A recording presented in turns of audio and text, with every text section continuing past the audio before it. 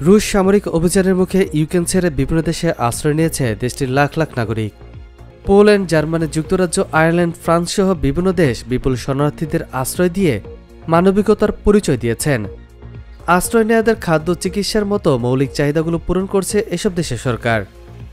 ইউরোপের নিরাপত্তা ও সহযোগিতা সংস্থা OSCE বলছে, সংকটের এই মুহূর্তে আয়ারল্যান্ড সহ ইউরোপের বিভিন্ন দেশে ইউক্রেনীয় নারীদের চাহিদা বেড়েছে ব্যাপক।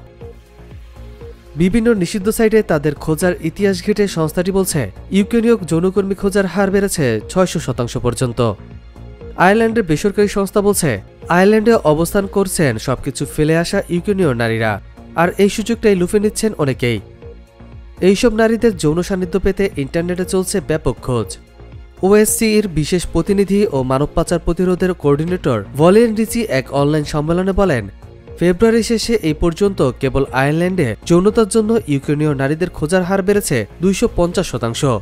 অন্য সব দেশে এর হার 600% পর্যন্ত।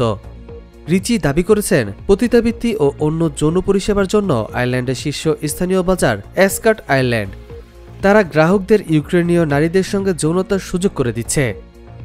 তবে এটা স্পষ্ট নয় যে ওয়েবসাইটের মালিকরা সরাসরি এই বার্তা প্রচার করছে নাকি সাইটে ব্যক্তিগত অ্যাসকার্ট বিজ্ঞাপনগুলো দেখাচ্ছে।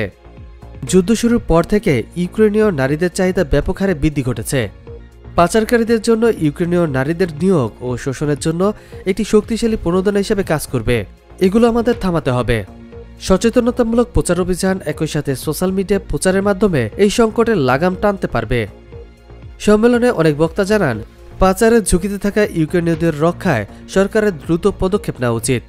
পাশাপাশি তারা কিভাবে আইনি সহায়তা পাবে সেই বিষয়ে সরকারকে মনোযোগী হতে হবে। আইরিশ ইন্ডিপেন্ডেন্টের তথ্য বলছে, এখন পর্যন্ত 30,000 শরণার্থী ইউক্রেন থেকে আয়ারল্যান্ডে এসেছে। 2/3-এরও বেশি ইউক্রেনীয় আয়ারল্যান্ডে ঢোকার চেষ্টায় আসেন।